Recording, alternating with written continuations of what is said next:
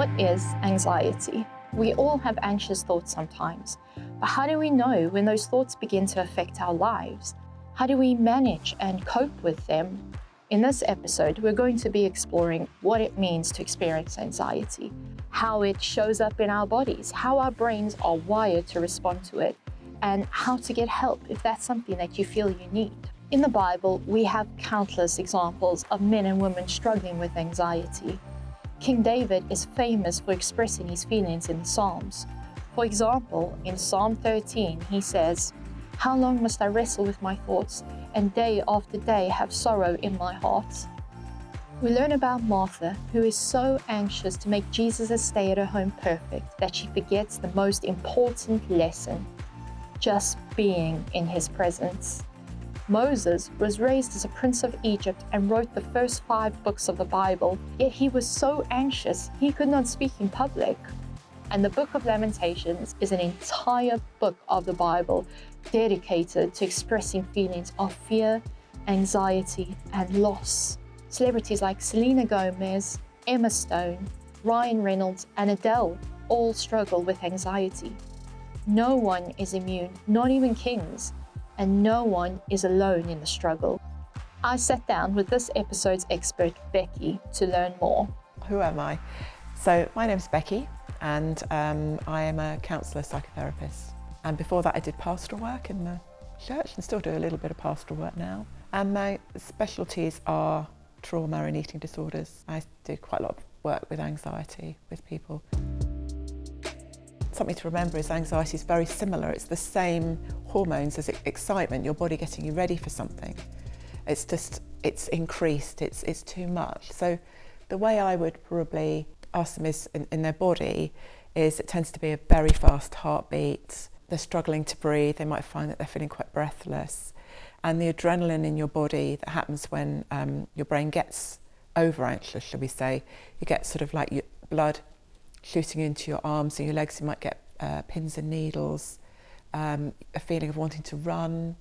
There is a reason for this, but you will feel like your thinking brain is switched off because your brain is trying to protect you. So it's either telling you to fight, fly or freeze. So you have all those symptoms. You might want to go to the loo because your body wants to get rid of any excess weight in order to make you faster at running away from a predator. It's your brain trying to protect you. Generally, I would ask the person to rate the level of anxiety. So if they're feeling, so 0 being like asleep, 10 being like the worst ever panic attack you've ever had. And if the anxiety level's consistently above a 6 or a 7, I'd be saying you probably need to get some help in managing that. So it's beginning to affect their life. They're very scary panic attacks. It feels a bit like you go over the top. I think it feels a bit like you feel completely out of control, very lightheaded. And I think most people just think they're going to die. They think there's something really wrong or having a heart attack. It's very, very scary. And your heart starts to really pound. The main part of our brain, like the brainstem, is here. And so this is the part of our brain that we're born with that, is about eating and sleeping and moving around. And then this part of the brain, which is like the back brain, the fire alarm, smoke alarm of the brain, which is our fight, flight, freeze response. It's actually called our amygdala, which is there to help us to survive. That's sort of tucked in behind. It's quite very close to our brainstem. And then our thinking brain, our cognition, the bit that we used to learn at school, learn with the Bible, that sort of thing, is folded over the top. And when we get threatened, so when we start to be in a frightening situation, maybe we've got to do a presentation, something like that, what happens is this starts firing off the amygdala. It tells you something bad's going to happen, especially if something's happened before where you were really scared. So perhaps a teacher put you on the spot and you couldn't answer and that was really embarrassing. Then when you feel you're going to be put on the spot again, that can feel like that's going to happen. Your brain's saying, oh no, it's going to happen again, you're going to get embarrassed. And what literally happens is your brain flips its lid, you go into a panic response. So you can't think yourself out of it until you calm this down. And the way to calm this down is literally, as I said, the breathe out longer than you breathe in, and just get grounded as much as you can.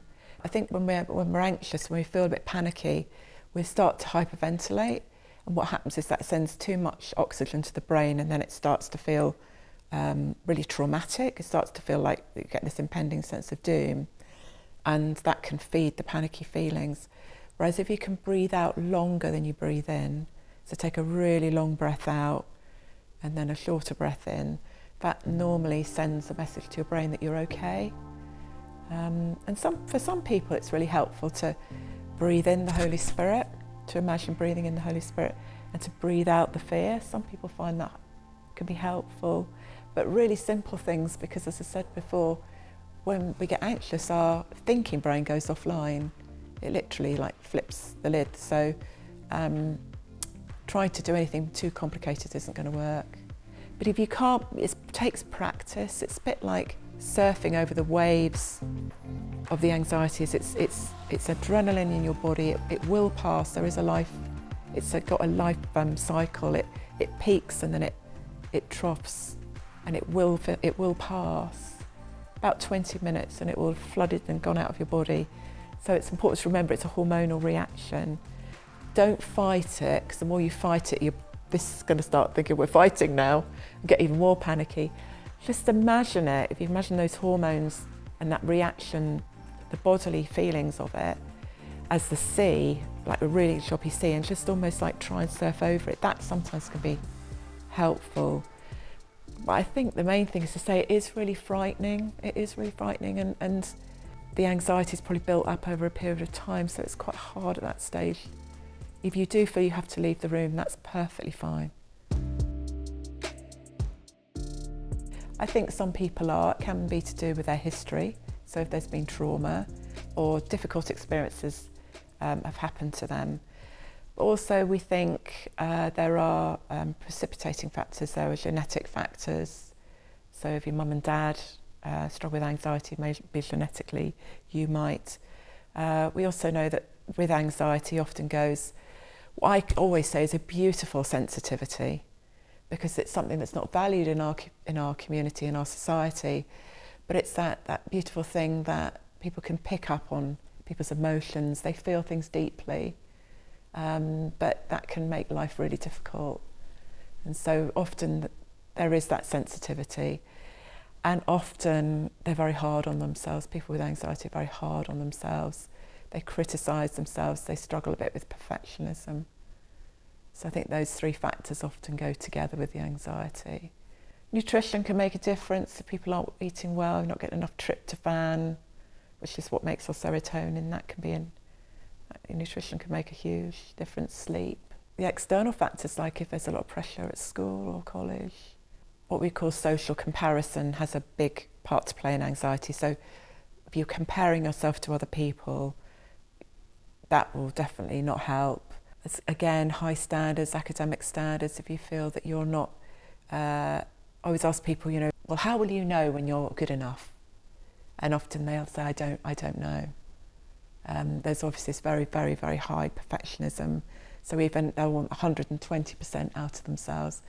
So that could go with appearance, I guess, or academic, thinking about friendships. I think social media can be a blessing and a curse, because we know that there's a lot of filters, and social media doesn't always reflect the truth.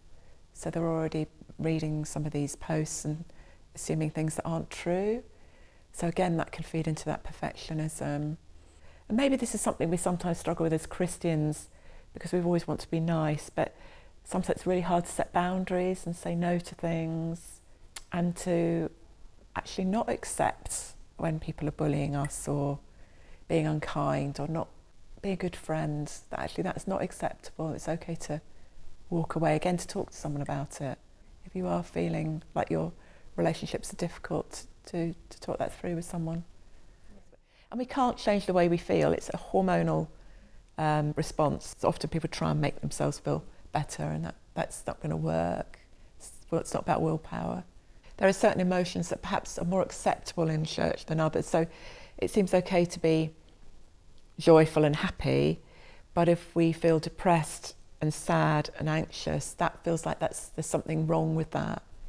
But actually, if we look at the Bible, if we look at the Psalms and Lamentations, it's very It's all in God. All our emotions are a gift from God. They're telling us something. It's like the light on a dashboard of a car. You know, if we're feeling anxious, we need to address that, and it's a gift. All these things are help, as our body, God's designed our body to help us. I mean, Jesus wept and he felt things deeply. So I don't really know where that's come from, that we have to be happy all the time, but it's not, you know, if there's anything that comes across in it, that is not expected, that is not, we cannot possibly be happy all the time. The easiest way, it sounds strange, to address difficult thoughts, intrusive thoughts, is to actually look at the behaviours. And so if you're avoiding certain situations, it's actually to very gradually, with the help of someone else, to desensitise yourself to that and actually gradually to try and do those things. So if it's hard being in a particular social situation, maybe just very gradually to try and get back into that, because you will just feel so much more confident when you know you've conquered those fears, and actually that will then change the way you think about yourself. So it's easier to change how you act than it is to how you think. But it is important to address the thoughts as well. But I think that you sometimes have to write it down to see, because when it's in a swirling sort of tornado of thoughts, it's really hard to do that without writing it down, I think. But avoidance is definitely a big one. So often it comes up with academic work, they'll avoid doing their homework because they're frightened of failing.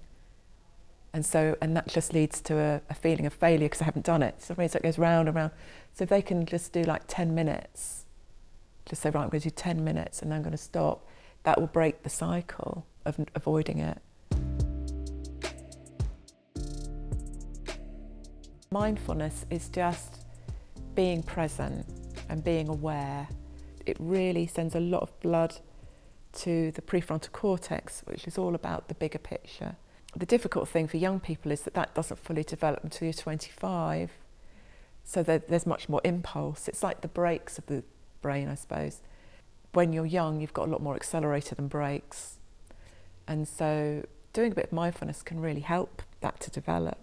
But just, you can be mindful when you're going out for a walk. Just notice what's around you, what you can smell, what you can see, what you can hear. That's mindfulness. Some people find carrying something in their pocket, like a little affirmation or a pebble or a holding cross, can be helpful for them to just touch. Anxiety is a lot about fear of the future. So you need to bring it back, bring your focus back to the now, which I think is where God is, in this now, in the present.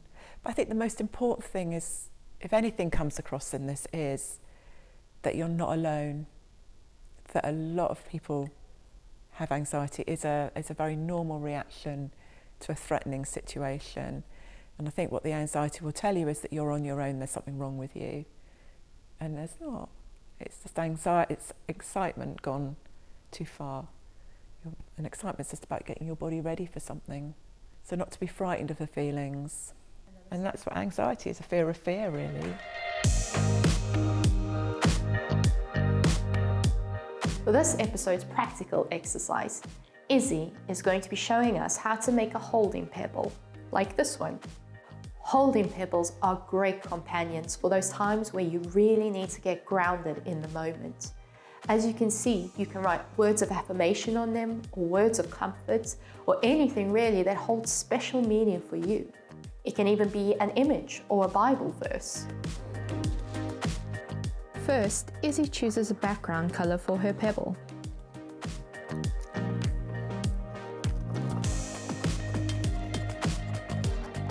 She colors the pebble until the entire top surface is covered in blue. Then, she chooses a second color to write her affirmation.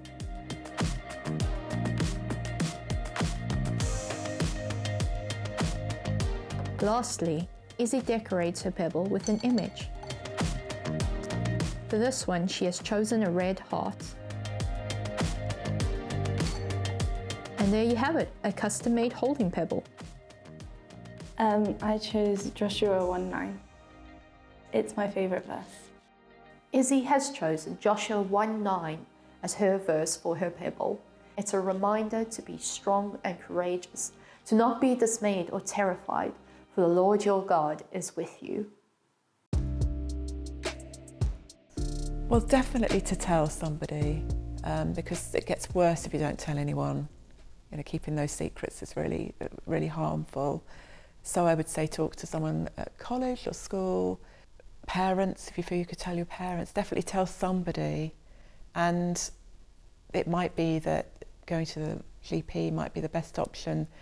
They might be able to give you a low dose antidepressant, which can be helpful if your serotonin is completely drained.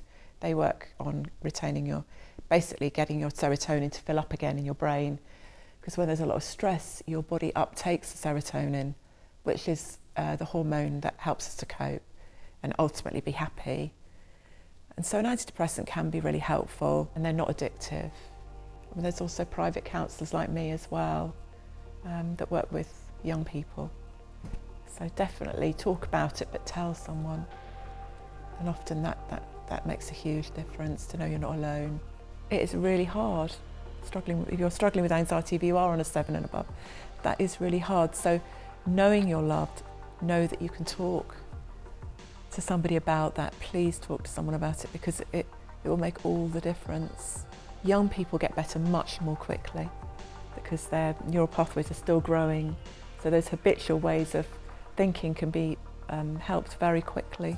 Deal with it now while you're young, and it can change the direction of your life dramatically. And it is difficult to change. I think that's something else I would say. It's not easy to change the way we behave. My job, I always say to people, is to make you a little bit anxious in order to grow, because the anxiety would just keep you in a cage. So my job is to push you out of that cage a little bit and challenge you. Anxiety won't go without doing that. The reward is so great, of doing things you were scared of, and growing into that, and knowing that you can do things that scare you is really, really powerful, especially as they're going off to uni and travelling and that sort of thing. The sky's the limit. I wish I'd known that. And that's very empowering to know that you can deal with difficult things. Reflecting on what Becky has said, I'm reminded of Psalm 55, where King David says, "Cast your cares on the Lord, and he will sustain you." This verse is echoed almost 1,000 years later by the Apostle Peter. In 1 Peter, he says, "Cast all your anxieties upon him, for he cares for you." I find that hugely encouraging, knowing that God cares for us and understands us in everything that we're going through, that he's there for us and is eager to help us, and that above all, he loves us unconditionally. You're loved. You're deeply loved, and I think that's so important. And maybe we don't always show it as much as we could do. We get distracted, don't we? But you are loved by your family, whatever your family looks like. All families are different. You're loved by us as a church community and by your youth leaders. And most of all, you're loved by God.